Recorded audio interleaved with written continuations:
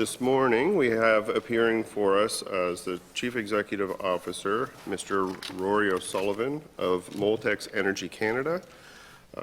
Welcome, Mr. O'Sullivan. I think we will structure ourselves this morning so that you all have the floor for 20 minutes to present, followed by 12 minutes of questions per party. At the end, you'll be afforded a couple minutes for closing remarks. So at this time, Mr. O'Sullivan, I'll turn the floor over to yourself, and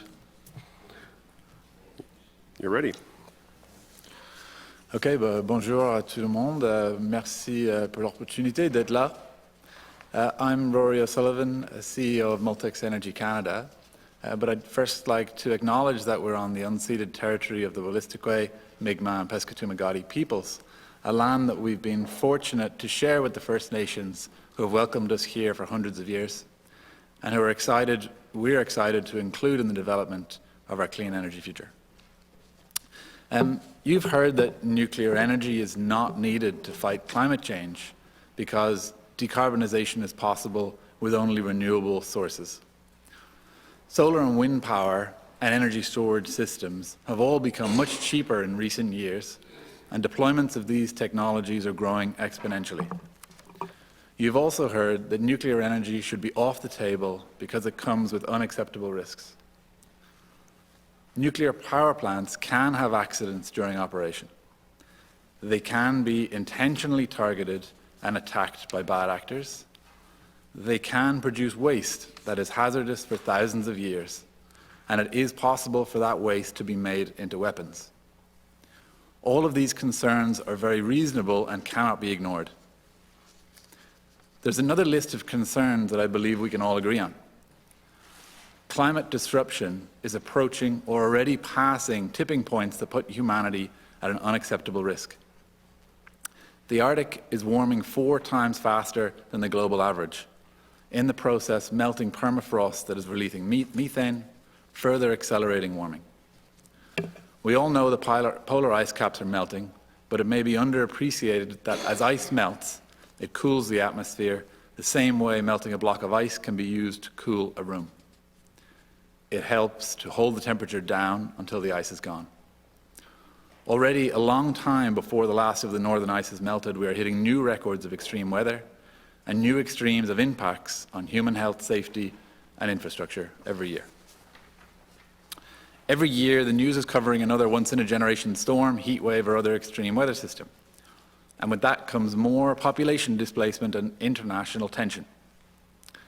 I think we can agree this is an all-hands-on-deck moment. We cannot afford to delay decisive action to address this climate crisis. Our federal government has recognized this fact and set aggressive timeframes for phasing out fossil fuels. And I'm sure we all know meeting these goals will require massive infrastructure development. I think we can also agree that we can't afford to decarbonize in a way that puts our energy reliability, resilience, or security at risk, or in a way that cripples our economy with excessive energy costs, or by losing good-paying, long-term jobs that Canadian families rely on for their incomes. And finally, I think we can agree that there is huge opportunity in the energy transition, and that Canada can make the right decisions today that will set us up for success, not only in our domestic energy supply, but also for export and economic growth through technology leadership on the global stage, as well as inclusion of First Nations in our clean energy future. So again, I'm hoping we can agree our number one common enemy is the climate crisis. If we believe the science, the impacts of climate change are just barely getting started. Even setting the science aside for a moment, I think we can all see the trend of increasing volatility and new extremes in the headlines and in our own direct experience. There are further complications to our dependence on oil, coal, and gas. As a planet, we are still increasing our carbon emissions year after year. And our reliance on fossil fuels has been weaponized in the past year by an autocratic aggressor, Russia, threatening our democratic allies in Europe. We need to end fossil fuel dependence as fast as possible, but we need to do so without causing our power grids or our economies to collapse in the process. To guide our approach to decarbonisation, we have the benefit of learning from international examples. Germany tried the route of decommissioning nuclear plants and investing heavily in renewables. In the past 25 years, Germany spent over $750 billion Canadian dollars. It's $750 billion Canadian dollars to get to 45% renewable energy on their grid, while reducing nuclear to just 12% of the energy mix. With that approach, they still need to burn gas and coal to maintain a stable grid. Last year, Germany's carbon intensity was about 350 grams of carbon dioxide per kilowatt hour. And it cost their ratepayers about 40 cents Canadian per kilowatt hour. Naturally, the more than $500 billion Germany has invested in renewable energy started with the low-hanging fruit. To phase out fossil energy and nuclear entirely and operate on renewable energy and energy storage alone, Germany estimates they would need to invest a further $5 trillion US, tenfold more than they have already spent in the past 25 years. And already, the cost of electricity for ratepayers in Germany is about 45% higher than the average cost of electricity in the European Union. Hopefully, we can agree that is not a path that New Brunswick wants to follow. Compare Germany to New Brunswick today. Germany has spent hundreds of billions of dollars to get to 45% renewables, 12% nuclear, and 43% fossil energy. For that investment, they got to 350 grams of CO2 per kilowatt hour, as I said, and electricity rates of 40 cents per kilowatt hour. New Brunswick, in contrast, has 40% nuclear, 30% renewable, and about 30% fossil generation. Our carbon intensity is better than Germany's at about 290 grams of CO2 per kilowatt hour. And our costs are almost a third, at about 14 cents per kilowatt hour, some of the lowest in the world. We have achieved this level of success even though plant refurbishments in the past decade have not always gone to plan. And we owe a debt of gratitude to MB Power for being a world-class nuclear operator and for making good energy procurement decisions. I think we all know if we didn't do the refurb, we would have another coal plant operating in New Brunswick now, and those numbers would be drastically different. Though we can't ignore the majority of our renewable energy sources comes from hydropower, and we rely on Quebec for significant energy imports, which they won't guarantee when we need it most. With only about 2/3 as much renewable energy in our mix as Germany has, but a bit more than 3 times as much nuclear, our carbon intensity is lower and our costs much lower. We can look at Germany as an example of what happens when renewables alone are prioritized and nuclear is decommissioned. For an example of what happens when nuclear plays a bigger role, we can look right next door at Ontario. Ontario gets about 2/3 of their power from nuclear, a third from renewables, and only about 6% from fossil generation. Ontario's energy mix achieves a world-leading carbon intensity of only 25 grams of CO2 per kilowatt hour, an order of magnitude lower than Germany and New Brunswick. And it only costs Ontario's ratepayers 12 cents per kilowatt hour. Much better than Germany and even better than we've achieved here in New Brunswick. New Brunswick and Ontario have accomplished lower carbon emissions per kilowatt hour of power produced and a much lower cost than Germany. We've done this with our proudly Canadian CANDU reactor technology that supports about 76,000 permanent high-paying jobs across Canada, from mining our domestic secure uranium fuel supply to operating our power plants at over 92% capacity factor. We have a truly Tier 1 nuclear sector in Canada. Those are important jobs to protect and to build on. For decarbonisation, energy security, cost to ratepayers and job creation, if you had to choose between following Germany or Ontario, which would you choose? Securing reliable, affordable, low-carbon energy for New Brunswick is an economic multiplier. The world's largest companies are making carbon pledges and are being required by investors to disclose their carbon footprints. What this means is that any jurisdiction that can offer a reliable, resilient, low-carbon grid will attract data centres and high-tech industry. But all else equal, cost will always be a factor. As grids around the world move towards decarbonisation, those that do it most cost-effectively will enjoy economic growth advantages over those that are more expensive. If we agree that it's important to keep dollars in Canada rather than sending them overseas, then we should also agree that it matters where we shop for our technologies. If we're investing in solar panels, wind turbines and batteries, are we buying those components from the Canadian supply chain and from our allies? According to the IEA, the International Energy Agency, China controls more than 80% of all stages of global solar panel manufacturing. The Chinese government set a clear policy years ago to dominate the global solar market and has invested over $50 billion in manufacturing capacity, more than 10 times greater than Europe's investment into solar panel production. China has staffed their solar panel factories with over 300,000 extremely low-paid workers. Solar panel production has become a global commodity market where Canada has no comparative advantage to compete with a low-wage manufacturing giant like China. Battery production is going the same way, easily dominated by China and South Korea. As we plan the decarbonization of our economy, are we also committed to creating permanent, high-skilled, high-paying energy sector jobs that our skilled operators can step into as we shut down existing coal and gas plants? Or are we creating short-term, lower-skilled construction jobs that disappear once renewable energy systems are installed? Has anyone ever seen a parking lot at a solar field or at a wind farm? Are our energy infrastructure choices also choosing good incomes for Canadian families, or are we choosing to empower foreign economies that openly oppose democratic values?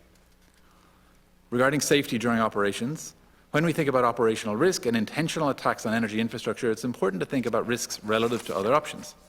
It's common knowledge that per megawatt hour of energy produced, nuclear energy has the best track record of any energy technology, period. Nuclear energy has caused fewer injuries and deaths per megawatt hour of energy produced than any other source of power, including solar, including wind, and very obviously including fossil fuels, which at present kill over 1 million people each year just from lung disease, even without considering the impacts of climate change. In terms of energy security, any energy infrastructure can be targeted, and Russia has shelled every part of Ukraine's energy grid. Ukrainian grid operators there have told us that their nuclear plants took multiple direct hits and were the only part of the system to not break down. Independent United Nations monitors have confirmed that there has been no hazardous release of radioactive material. Ukraine's nuclear plants have proven to be the most secure, safest part of their entire energy system. There is no energy system that comes without risk, but among the available options, there's no energy system that has a better track record of safety than nuclear. Even without intentional attacks, renewable energy systems can be destroyed by strong winds, and we're already talked about the windstorms getting stronger and more frequent. Now, I want to be clear that we 100% support renewable energy and recognize its role in decarbonization. It must be part of the mix. But I want to be equally clear, we view a renewable energy-only strategy as a one-legged stool. Power grids need diversity of energy resources to be optimal, stable, resilient, and cost-effective. On the topic of toxicity, nuclear waste can last for centuries. But radioactivity is by definition a decay process. Heavy metals, on the other hand, including lead, mercury, cobalt, which are used in renewable energy systems, are permanent toxins. They don't have a half-life because they never break down or decay at all. They're toxic literally forever. Our global demand for renewable energy technologies is digging up these toxins and introducing them into our water tables at an unprecedented rate. Again, to be clear, this is not to say renewable energy is bad. It's not. Only to say, when we talk about the impacts of energy technologies, we need to talk in relative terms. Relative to what alternative? Fossil waste is clearly the worst. Nuclear waste is much more easily contained and is being safely managed today. Renewable energy waste includes permanent toxins and large space requirements. The strategy that hits the optimal balance of impacts from waste and land use while achieving energy reliability, resilience, security, and affordability will account for the relative impacts of all options and will certainly include nuclear, renewable, and energy storage technologies. There is one risk that comes with nuclear energy that is different to any other energy source.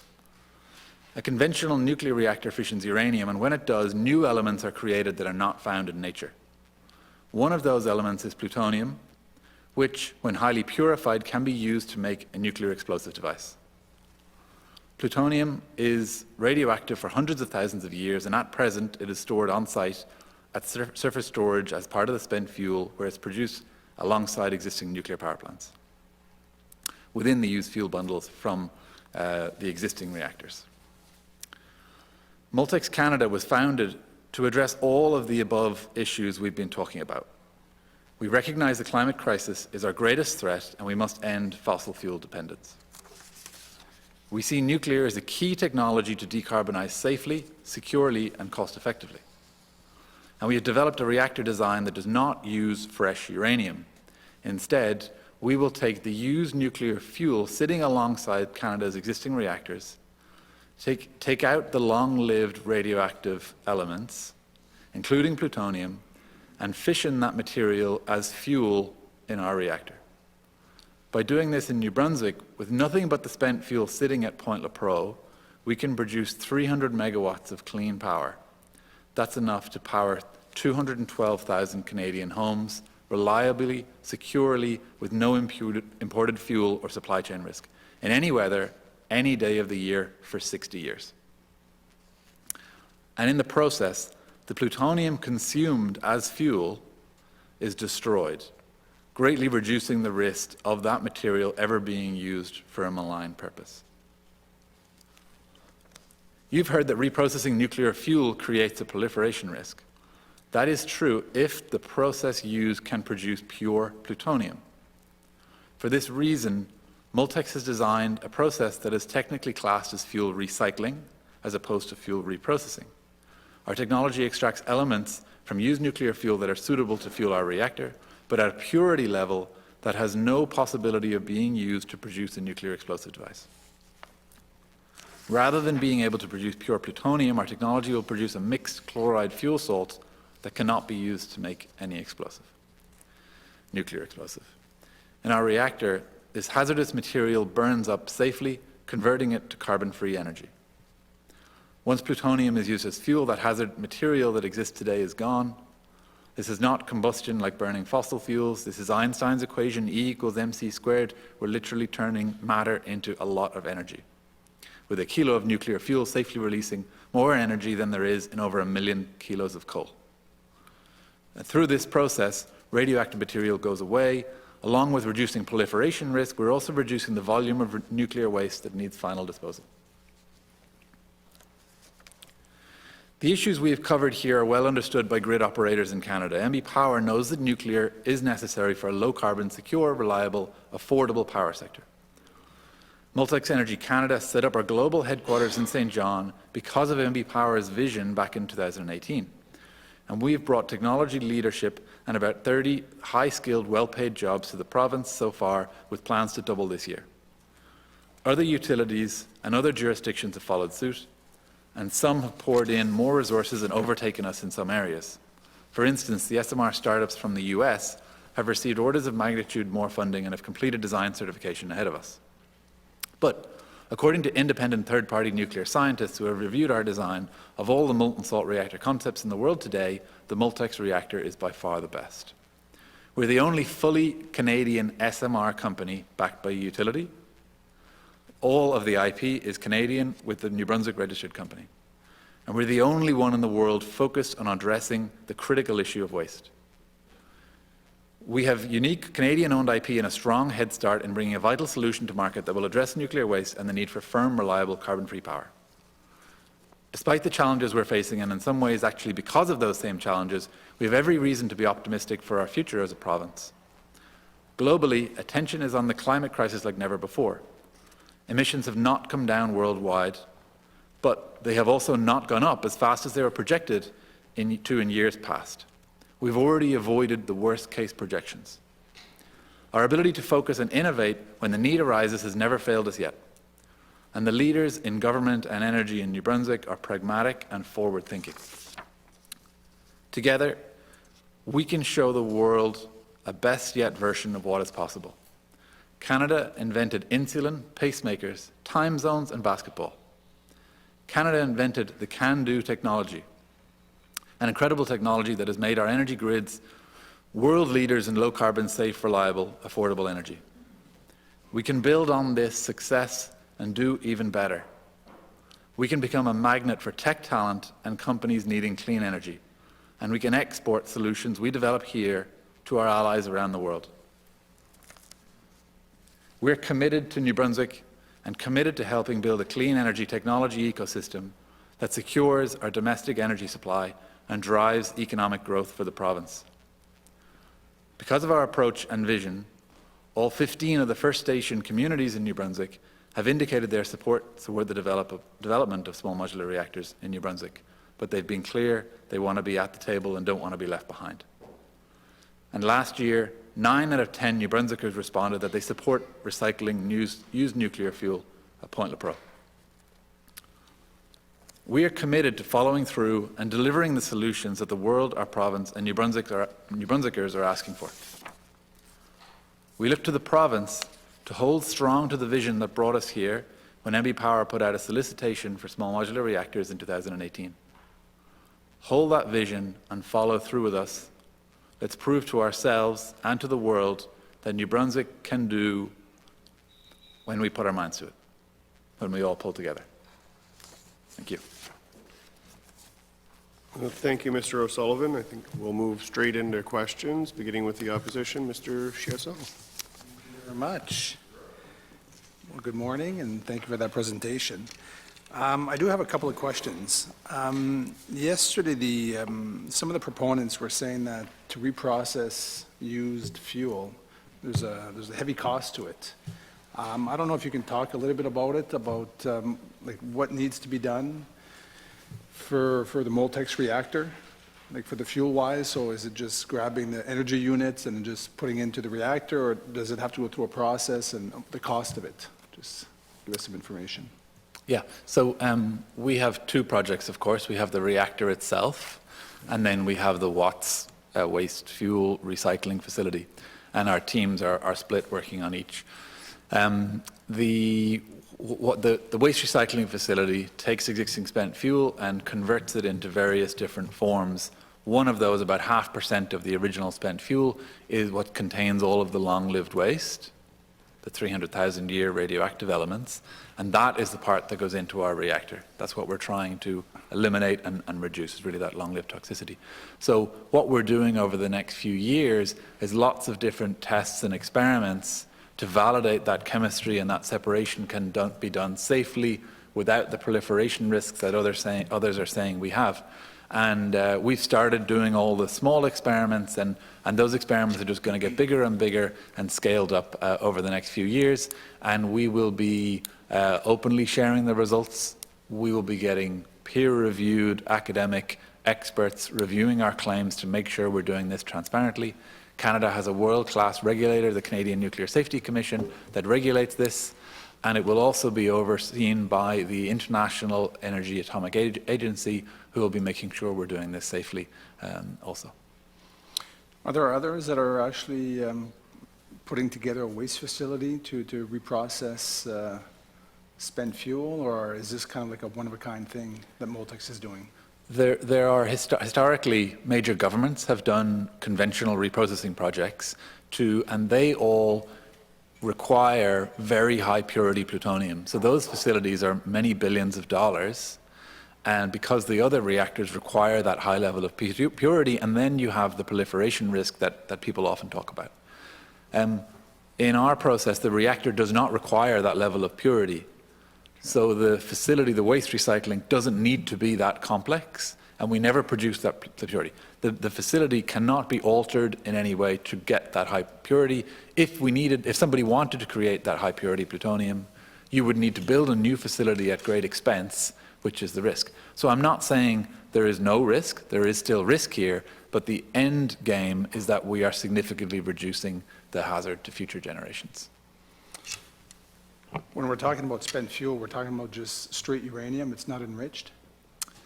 The spent fuel in Canada is not enriched because CANDUs use natural uranium. So we'll be taking that spent fuel, which has lower than enrichment levels, and all the other transuranics. So that's everything above uranium on the periodic table. They're the non-natural elements, and they're all together what we will use as our fuel, but there is no enrichment, no imported fuel. Everything we need is on-site at Point Lepreau for the New Brunswick reactor. And access to this fuel, like you're confident that there should be no issue? From what perspective? I mean, like, is there an agreement that's in the works with Point Lepreau to use up all their spent fuel, or with OPG, for example? So like access, I guess, to the spent fuel. I'm just wondering if that'll be an issue down the road. Well, so in New Brunswick, I mean, our agreements with MB Power have this intention that we would use the spent fuel Okay. at Point LaPro. I mean, that's the reason Yeah. that there's interest in us. But there will be a lot of agreements needed. So there's Canada's Nuclear Waste Management Organization, has a plan for managing spent fuel. We'll need modified agreements with them when the time has come and we've got the right evidence to be able to have those agreements. The federal government will need to be involved. So yes, there will be a lot of agreements needed, but that's all possible. The onus will be on us to demonstrate the cost viability and that it's safe and that it technically works, and we'll be doing that in the years to come, as I said. Do you think is there an environmental impact when you're reprocessing spent fuel? I'm not a science guy, so I don't know what exactly, how you extract and all that kind of stuff, but are there chemicals that are needed to be able to extract the elements that you're looking for the Moltex reactor? There are some materials needed. There's no toxic materials needed as part of the process. It's a high temperature molten salt based process. Been done before in lots of different labs. We're making modifications to those existing processes. For ours, there will be some low-level radioactive fission product gases that are released, either released to the atmosphere or stored, depending on the data that we come up with. This hasn't been determined yet. There will be some, yes, and that's part of the regulatory process. Like any facility will have releases, and we'll be providing all of that to the regulators at the right time. But I repeat, the objective is to reduce the amount of long-lived waste that needs to be disposed of, because when it's used as fuel in the reactor, it is destroyed. You're creating shorter, lower-level radioactive elements instead of that long 300,000-year hazardous elements. Does Point LaPro have enough spent fuel to keep Moltex going for years to come, or? Point LaPro, there's enough spent fuel in Point LaPro for our 300 megawatt reactor. Yeah.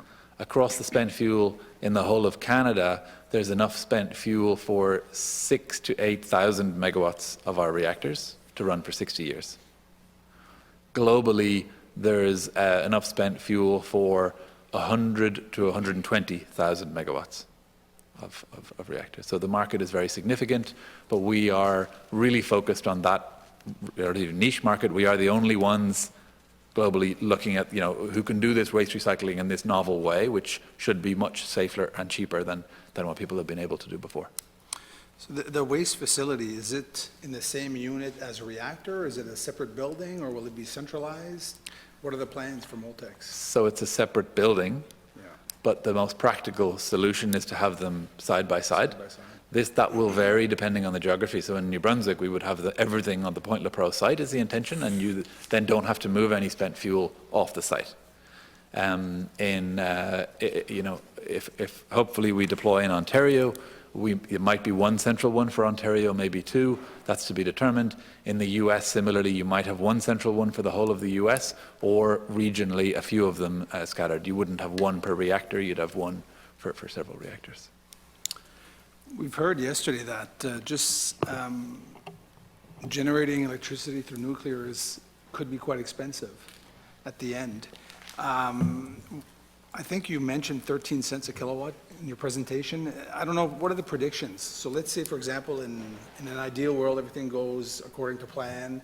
You build the plant beside Point LaPro and you start generating electricity. What's the cost at the end for the ratepayers? Like what's the unit price or the kilowatt price that you'll be selling it to NB Power? So we have done our estimates on the nth of a kind. So, the most detailed estimates on the nth of a kind facilities, and we're looking at potentially as electricity costs that are as low as 7 cents per kilowatt hour.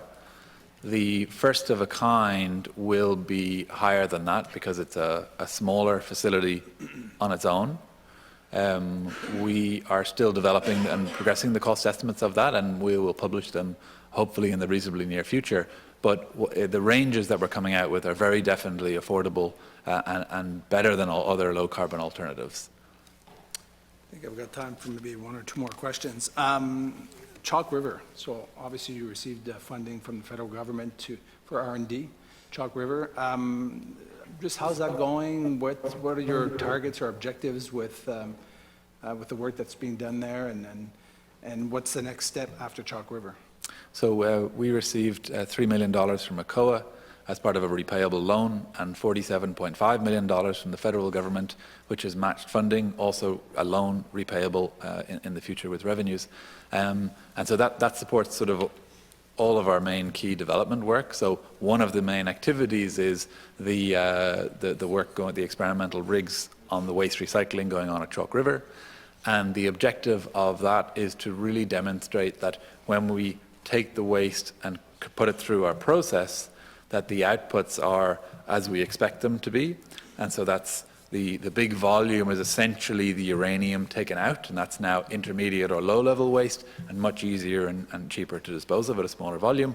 And then I mentioned earlier that small 0.5%, which is the longest waste. So it's really validating that we can get those various streams separated out appropriately, at the right price point, and safely without proliferation risks.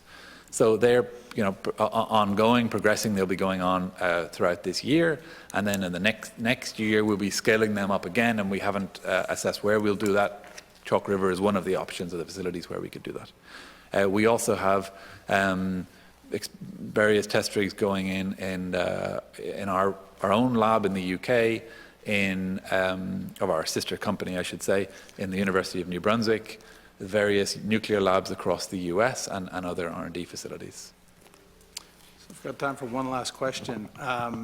What's the timeline for Moltex to be able to actually shovel in the ground, just actually start building a reactor? And the last, kind of like a two-part question, social acceptance. What type of work is Moltex expecting to do to be able to get, the people in New Brunswick on board with the construction of a small, of an SMR? So on the timelines, it's early 2030s. We, of course, we have the two facilities, so we've decided that we're not going to build both of them in parallel. We're going to be building the waste recycling facility first, and that'll be around the 2030 mark, or just after, and then we'll build the reactor after that. As we progress with the regulatory timelines, we'll be refining those as we get into that regulatory process. The regulatory timelines are the drivers for that timeline. On the social license side, really the key is that we are open and transparent with our program, and specifically what is a risk and what isn't a risk. So of course we want to share what the benefits are, but we also want to be transparent about what the real risks are. So I believe we have been doing that through various public forums. MB Power does open houses in St. John at the Point Lepreau site, and we regularly attend those. We have, through our website, we have facilities for people to come and ask, and we will continue to hold open days, online webinars. The key, as I would say, is really being transparent with what we're doing and not trying to hide things. Internationally, we regularly speak at various industry events or energy industry events to make sure people know what we're doing and understand. And similarly, there's energy events in New Brunswick that we'll continue to support as well. Mr. Chiasson, Minister Holland, you have some questions? Mr. O'Sullivan, thank you very much for being here today. I had a few questions, not a significant amount, but over the course of the last couple of days, we've had a number of presenters in. We'll have more before the day's over. But we've had some folks that have come in and presented to us that the market for SMRs essentially doesn't exist. We've talked about it from a domestic perspective, from a global perspective. Pressed in a little bit and asked about what leads to that, and essentially we've gotten answers that have come back that we don't think or we don't expect or whatnot. Do you have any tangible discussion that you could have with us about what that market is? If we're going to do something, it's tremendous that the Watts reactor consumes fuel, but where's the market for it and the economics behind it? So It's only a few years ago when most nations did not consider nuclear as needed as part of the mix. In the last 18 months, maybe 2 years, South Korea, France, USA, Canada, Europe, UK, and then just 2 days ago, Japan, have all announced that they absolutely need nuclear as part of their decarbonization plan. So that's nuclear generally. They've also all specifically said they're most interested in small modular reactors because they enable certain benefits over large reactors, specifically lower capital costs and in many cases lower electricity costs. But we, as you said, we're specifically focused on the spent fuel market. So we've really got twofold. We're interested in markets that need carbon-free energy, but we're really only focused on customers that have a nuclear waste stockpile or nuclear waste issue. So we're not going to be promoting this in developing nations. We're only interested in big established nuclear markets. So that's Canada, the USA, UK, Europe, South Korea, Japan. They're the countries that have the biggest spent fuel stockpiles. And the potential economic savings are very significant. There's a lot of money tied up in spent fuel. So the estimate for disposing of Canada's spent fuel is $26 billion. And there is a solid plan that is safe and available to dispose of that spent fuel. The plan is for it to be transported to Ontario and disposed of in a deep geological repository. The challenge is that's not totally socially acceptable, and we intend on making their job easier, essentially, giving them a smaller volume of waste that needs disposal and hopefully saving a significant amount of that portion. In the US, the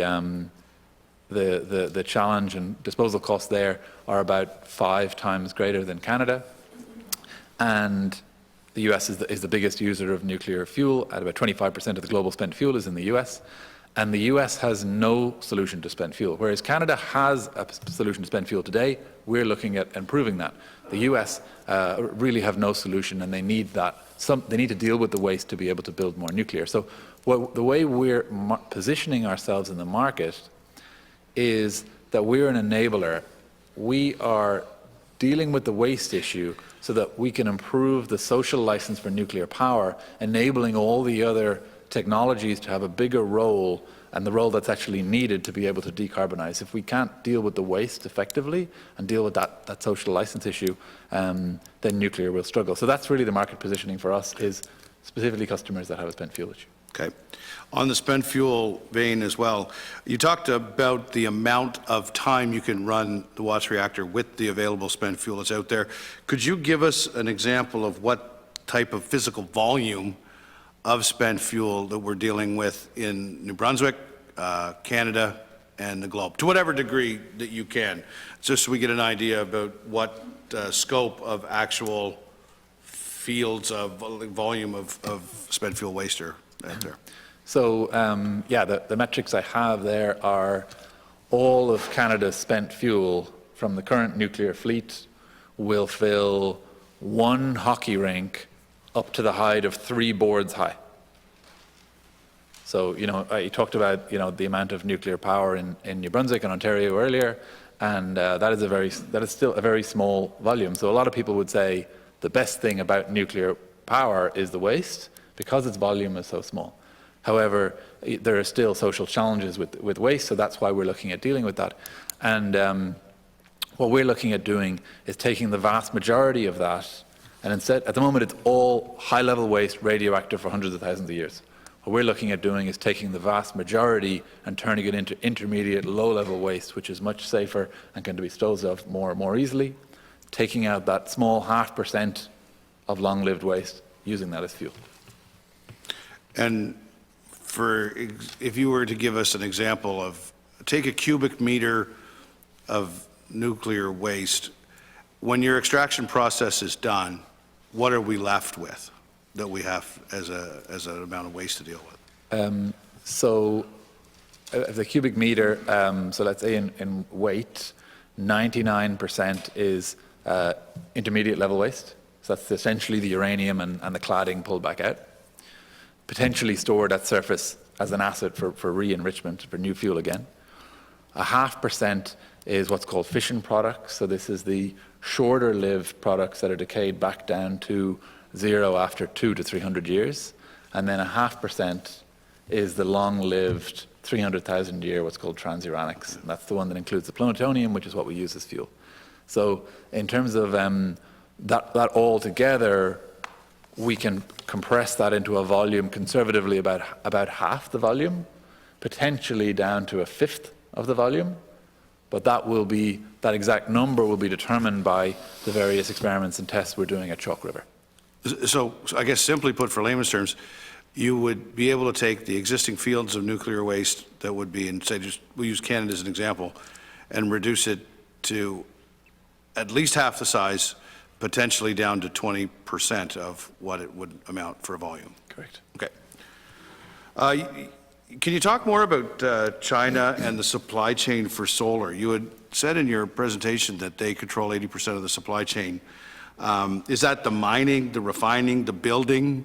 Are they responsible for going from the extraction of the mineral resource to providing a built product out the back end for export? So it's partly the mining. China owns a lot of the rare earth mineral mines in Africa. So a lot of the rare earth minerals required for solar panels come from Africa into China, and they have a kind of almost exclusive ownership of that. Then they have the lowest cost manufacturing facilities. Sure. And so they bring it all together, and the West just can't compete with the low-cost jobs, extremely low-cost jobs that they have there. And that's why a solar project, solar is great, we need it as part of the mix, but the reality is most of the money is going to the Chinese economy when we're buying solar. The Chinese economy. Do you know what the health and safety standards are to the Chinese mining community versus what we'd be dealing with in a Canadian mining community? Well, look, I don't know firsthand. I just know what I've read in the media about the standards of health and safety in those Chinese facilities, and there are a lot of deaths. The number of deaths in the mines in China and the factories is staggering. Whereas Canada has the best safety record in the world of our mines here. Our uranium mines, our rare earth mines, and so we really want to be keeping that in Canada as much as possible and using that as a platform to sell and export, because we have this exceptional record. So we've been told, and we've been hearing, and we'll probably continue to hear, that the consumption of spent fuel, the Watts reactor, won't work. The time frame for it is way off, and it is going to be significantly more expensive. Then, we had heard the presentation that you had put together there that kind of contravenes this, and I mean, 4 or 5 years ago when we started in this government talking about the SMR file, there was a lot of unknowns there. How much more advanced are you as it relates to nailing down the timelines and the costs to first of a kind for the Watts reactor? So first of all, this is globe-leading innovation. We are doing this, as I said, in New Brunswick because MB Power and the governments, both sides of the floor, had the initiative to kind of take this on. We need the support of Canada, even the US, to do this, but we can lead this from New Brunswick. As I said, all of the IP is here. But we've come a long way since 2018. We have completed the first phase of the Canadian Nuclear Safety Commission's vendor design review. We have now a much more comprehensive overview and understanding of the design of both facilities. We've got much more refined cost estimates. We're at class 5 that we're updating at the moment, which is why I don't have the detailed estimates to provide you today, but I certainly will be publishing them. And similarly, the timelines, because we've been working with the regulators over the last few years, we now have incorporated the detailed requirements, the learnings of the first phase into that. So yes, there are risks as we move forward, but we really are moving forward on a very solid basis with a good understanding of what's there to be done ahead. Excellent. Last question I have is that, and this may be anecdotal, it caught my attention during your presentation. We're all aware of Germany and the circumstances and situations that they face as a result of the Eastern European conflicts. It put energy security in the forefront. As it relates to nuclear, you talked some stats about the moving away from nuclear. Although we have less renewables, we actually have more non-emitting energy than Germany, which is an interesting statistic. In the event that Germany didn't move away from nuclear to the degree they did, would you be able to project, understanding that it's anecdotal, perhaps, what kind of condition would their grid be in, and how would it look differently in light of the Eastern European conflict if nuclear had still been a big part of the mix there? Yeah, they would be much closer to what Ontario is. They would be, I believe it's close to half nuclear power, and they've been building a huge amount of lignite coal facilities, so that's the dirtiest type of coal, over the last decade, and they would not have to do any of that. They also would not have had to rely on Russia for the gas imports, and they wouldn't be in this crisis at the moment. Did they build those coal reserves because of the move away from nuclear? That seems kind of counterintuitive, They absolutely did, yes. For the purpose of wanting to present a greener Yes, environment. that's right. They closed nuclear plants and built the dirtiest type of coal instead. On that, I guess we'll just put a pin in that, and I have no more questions. Thank you, Minister Holland. And Ms. Minton, do you have some questions? Yes, thank you, Mr. Chair. Thank you for being here this morning. I would like to start by asking, can you please tell us who are the beneficial owners of Moltex? So the Moltex Energy Canada is a wholly owned subsidiary of the UK parent holding company, Moltex Energy Limited.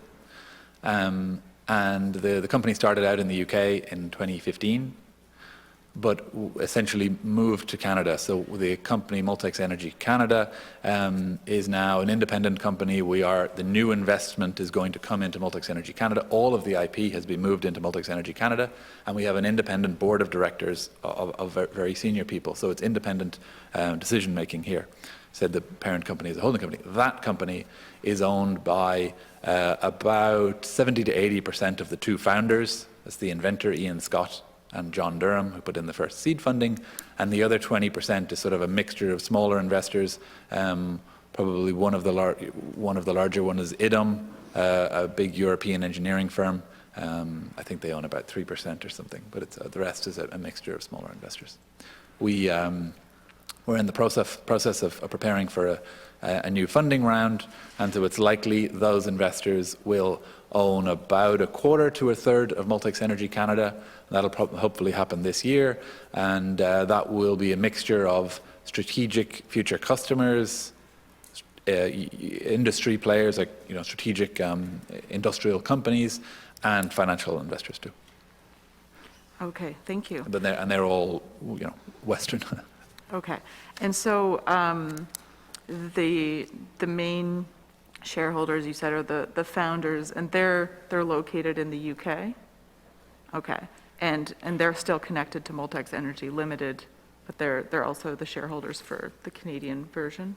Well, so the shareholder for Canadian one is the UK company. Is the UK company. Which has all of those shareholders. Which are their shareholders, okay. And they, and you said that you're coming up on a new funding round. I guess I'd like to ask right now, how much have the beneficial owners invested in Moltex so far? How much has been invested so far in Moltex? We have, just rack my brains to make sure I get the number right. We've had commitments and investments of about $100 million. Okay. And how much of that would be private investments, and how much of that would be public funding? So at the moment, that is about 60-40, 60 public, 40 private, but that's commitments. The spend, so what we've actually spent to date, is about 3/4 private and a quarter public. So I said that 100 million is the commitments we've had. The spend is probably 40 million or so, and that's been about, as I said, 3/4 private, 1/4 public. Okay, let me just get that straight. 100 million has been committed, 40 million has been spent to date, and 60 million of the 100 million would be public in terms of the commitments. Did I get that right? But then in terms of the 40 million that's been spent, you said about 1/4 would have been public. Correct. But on the, 10 million? it will not be more than 50/50.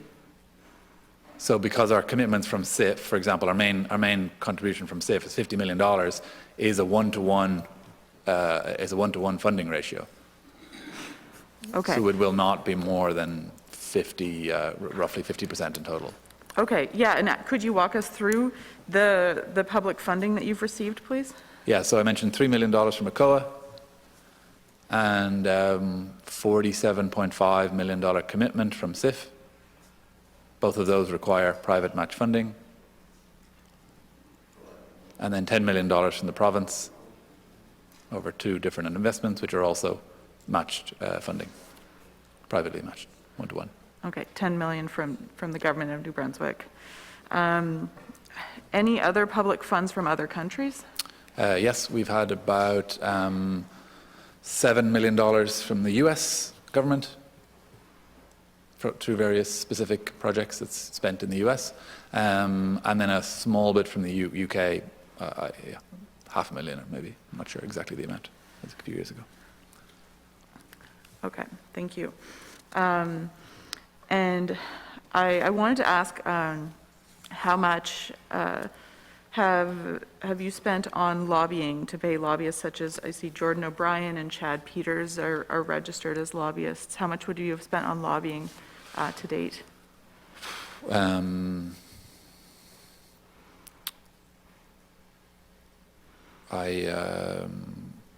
to do some mental math in my head here.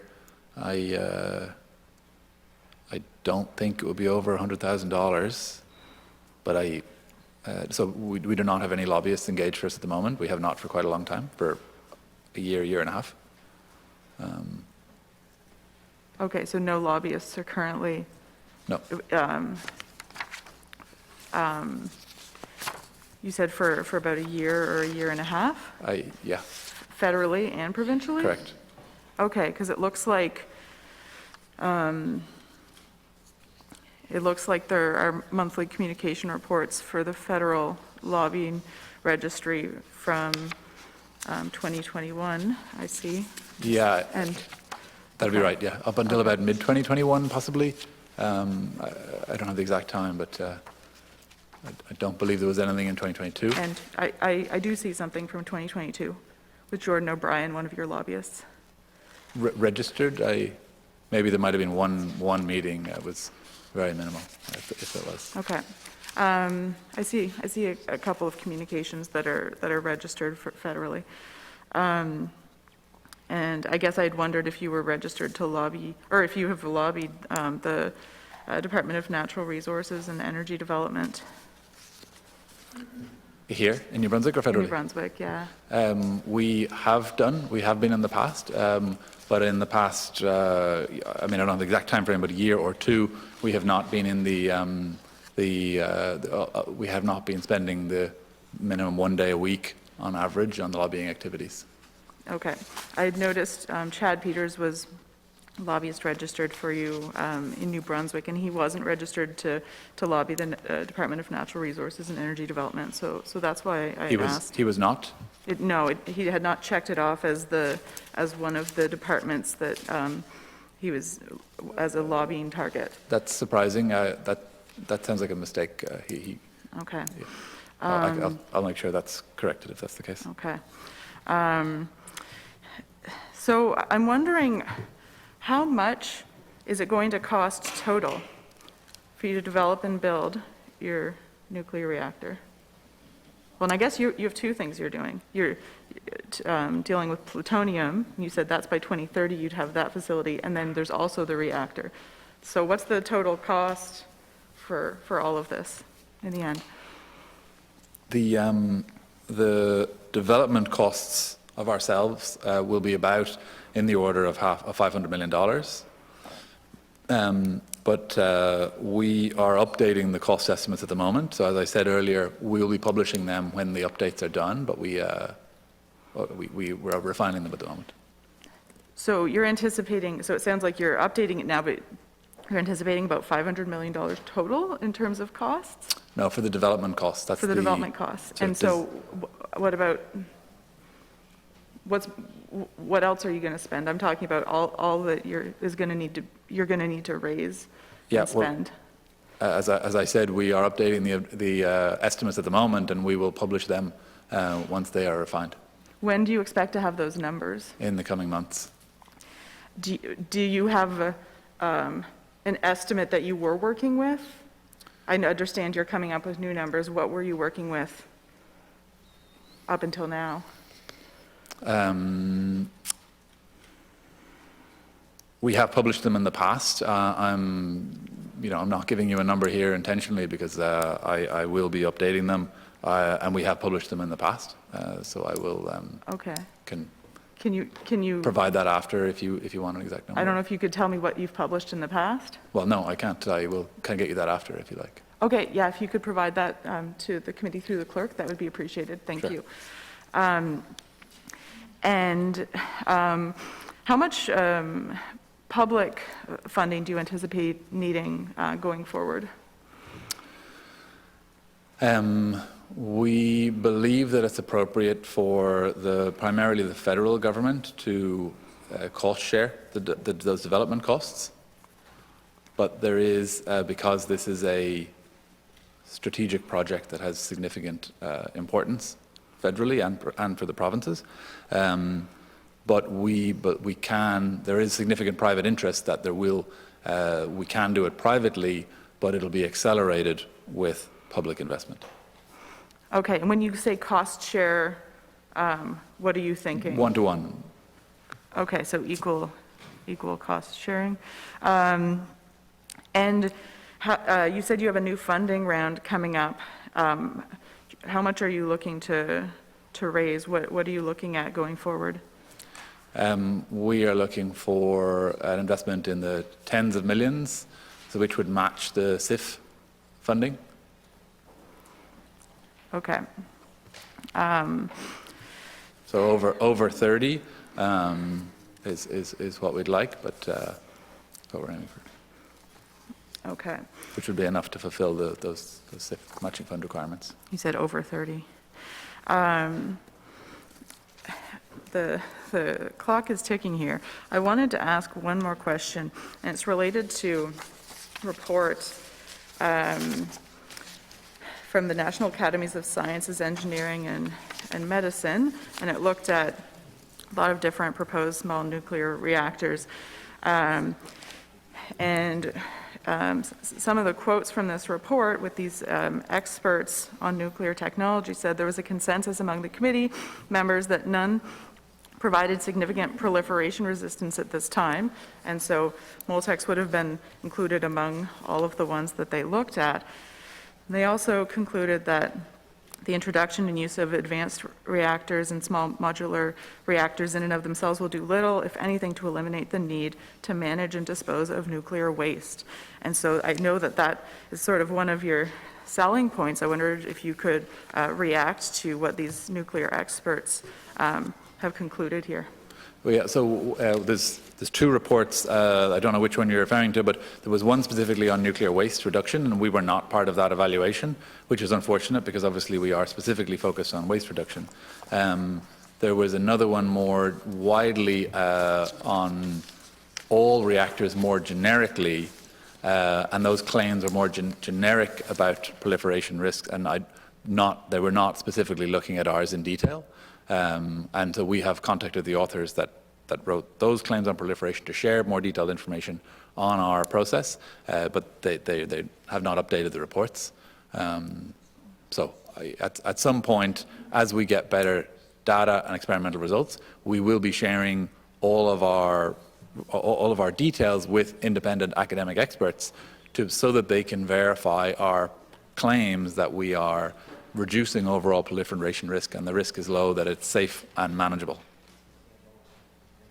Thank you, Mr. O'Sullivan. I certainly appreciate your appearing today. You're doing some very interesting work at Moltex Energy and answering our questions about what your organization is doing is certainly help to our committee members in understanding.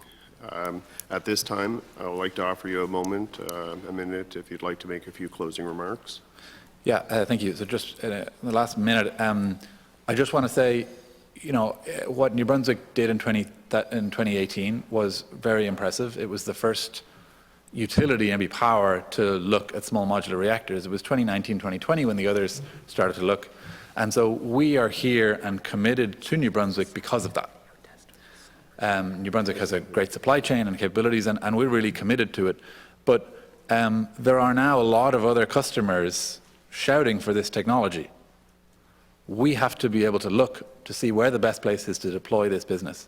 New Brunswick and Canada, but specifically New Brunswick, needs to decide, is it going to be a buyer or a seller? It has the opportunity with Moltex and ARC here to be a seller. It has a globe-leading position. Please do what it takes to maintain that, because we're here and committed to New Brunswick, but that's a decision that really needs to happen, and the province and country needs to be committed to that decision. We do not want to waste our time here if New Brunswick is going to end up being a buyer. So with that, I'm very passionate about the program we're developing here. I'm very passionate about making sure New Brunswick is decarbonized safely and cost effectively, and we really are committed, and I thank you for your support up to now to get us this far.